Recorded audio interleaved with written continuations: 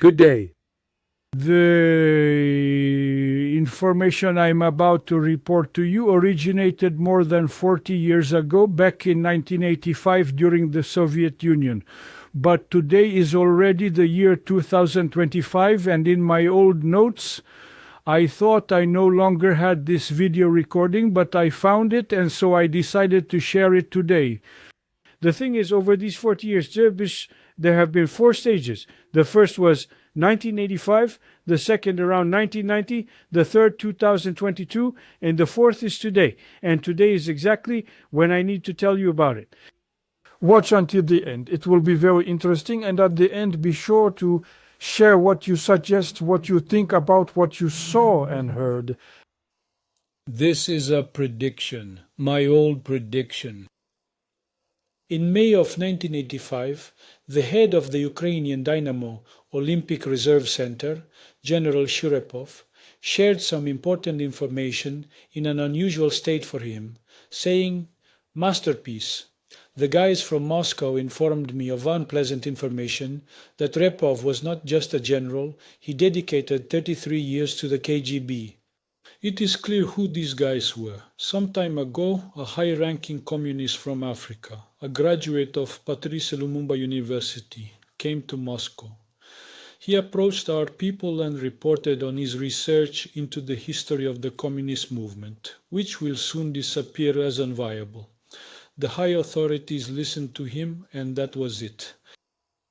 They decided not to bother to let him go. They laughed. Let him go back to his Africa and deal with his theory there. That's it." The general further said that besides me and my wife, no one knows, and don't you tell anyone. I haven't even told my sons and won't. Let them live in peace. This was the first call. Over 30 years ago, I, a graduate student, submitted my philosophy paper. A couple of days later, the head of the department urgently summoned me, an elderly, intelligent, polite, and respected figure in the Ukrainian philosophical community, a doctor of science and a professor. That day, I saw him from an unexpected side. With a flushed face, he was running around the office, scolding me, threatening me with consequences. And because of me, the department too. "Did you write a paper on the wrong topic? Take it and never show it to anyone anywhere. Forget it, burn it. Write the paper on a topic from the list. I will accept it. During the exam, there should be no improvisation, only based on lecture materials and the textbook, that's all. What caused the outrage of the communist philosopher? What was in that paper?" And since 1984, I became fascinated with the rhythms of the universe, particularly the opposition between materialist and idealist philosophies, in which ultimately materialism transformed into communist ideology, into what we were taught back then, starting with the Democrat, with Democritus, Epicurus, Plato, medieval philosophers, and other notable political figures in the history of civilization who influenced the course of history over the last 23 centuries. I compared the years of their birth and periods of activity. What is 20? What is 20? 23 centuries. Imagine a rope or a cable 23 meters long. Here I have a 1.5 meter ribbon. So 1 centimeter of this ribbon, just 1 centimeter, is 100 years. Most people in the world in their right mind do not live to be 100 years old, and therefore it is impossible to grasp the reality of events within a lifetime. The intervals of birth years between representatives of these two philosophies shortened the closer to the present time. That is, leaders were born more and more frequently. In chronological order, the birth dates of both materialists and idealists looked like two intertwined spring spirals, twisting into each other more and more until there was nowhere further to go.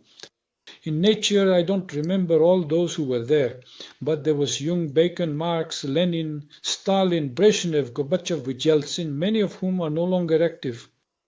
And the tendency of this compression, the twisting of that spring spiral, showed that the limit beyond which there was nowhere else to go ended with a person born in 1952.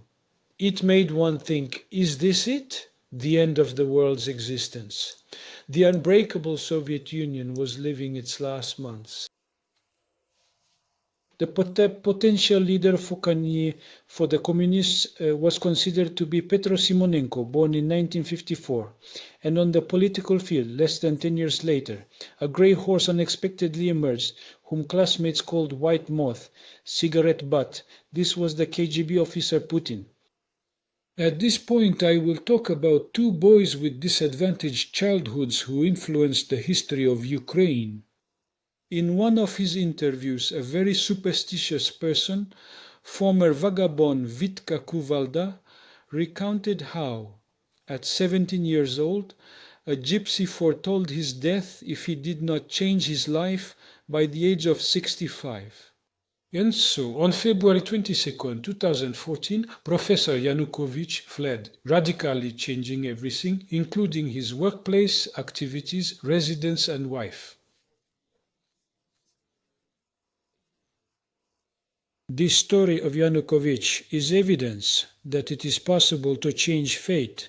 I mean that my prediction of the end of the world is unrealistic because it is negated by such facts. First, the birth year of this misunderstanding, Putin, is not 1952, but 1950. Second, the real Putin has not been among the living for about 10 years. Third, in the brigade of Putin's doubles, hopefully there are mentally healthy people, although we do not know who is pulling the strings of this puppet. Despite everything, the best is faith in victory, because Ukraine is above all for us. Glory to the nation. I didn't tell anyone this information after that philosophical essay, and in my subconscious the year 1952 appeared, and with the start of Russian aggression in 2014 it became clear who that person was. What do you think about what was said? Write something.